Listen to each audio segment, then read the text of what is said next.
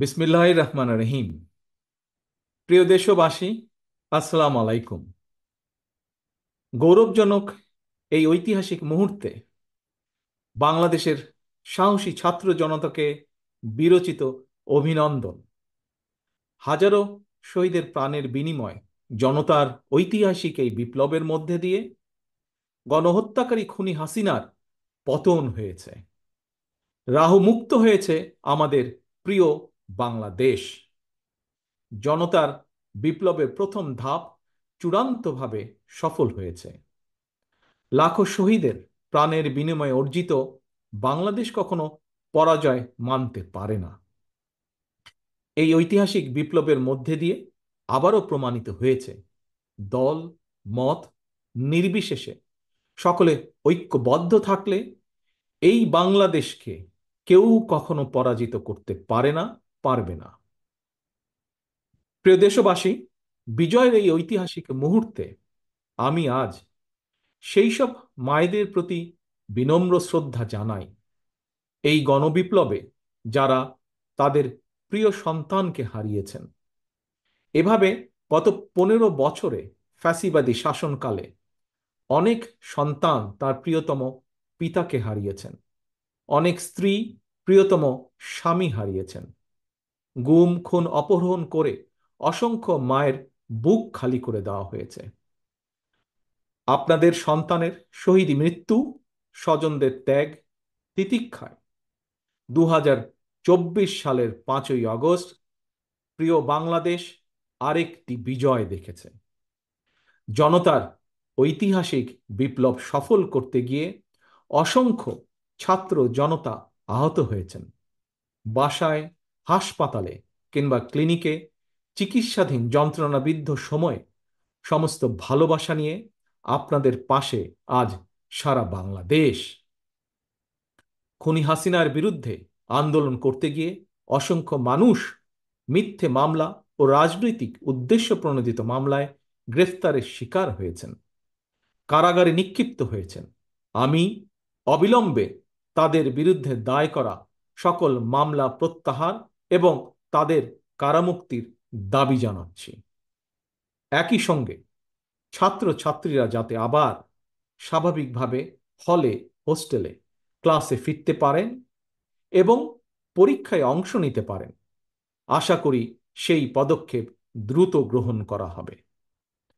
প্রিয় দেশবাসী, দেশের 18 কোটি মানুষকে জিম্মি করে 12.5 কোটি ভোটারের ভোটের অধিকার কেড়ে নিয়ে বাংলাদেশকে তাবেদার রাষ্ট্রে পরিণত করা হয়েছিল।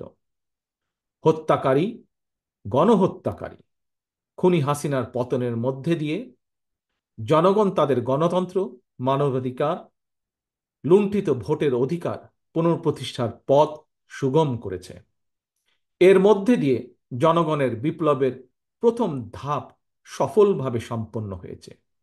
এরপর একটি অবাধ সুষ্ঠু নির্বাচনের মধ্য দিয়ে যেদিন দেশের 12 কোটি ভোটার নিরাপদে নিশ্চিন্তে ভোট দিয়ে জনগণের কাছে জবাবদিহিমূলক সরকার প্রতিষ্ঠা করতে পারবে, রাষ্ট্র, সরকার, শাসন প্রশাসনে মুক্তিযুদ্ধের মূল মন্ত্র সাম্য, মানবিক মর্যাদা প্রতিষ্ঠিত করতে পারবে, সর্বোপরি একটি গণতান্ত্রিক বৈষম্যহীন রাষ্ট্র সমাজ গড়তে পারবে, তখনই জনতার ঐতিহাসিক বিপ্লবের চূড়ান্ত সফলতা আসবে।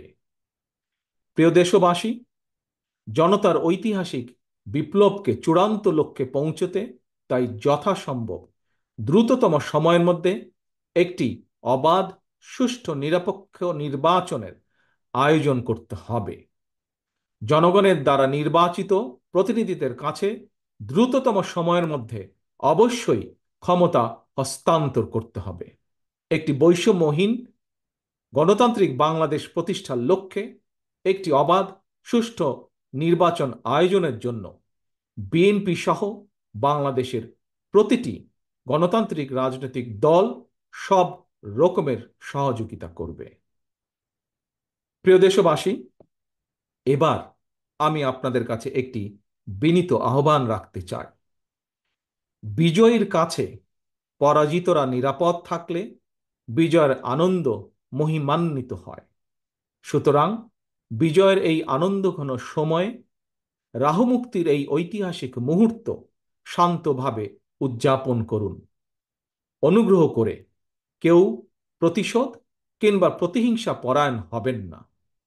কেউ নিজের হাতে দয়া করে আইন তুলে নেবেন না। অর্জিত বিজয় যাতে লক্ষ্যচ্যুত না হয় সে ব্যাপারে জনগণকে সতর্ক দৃষ্টি রাখতে হবে। 52, 71 কিংবা 90-এর মতন ছাত্র জনতা আবারও একটি বিজয়ের ইতিহাস রচনা করেছে।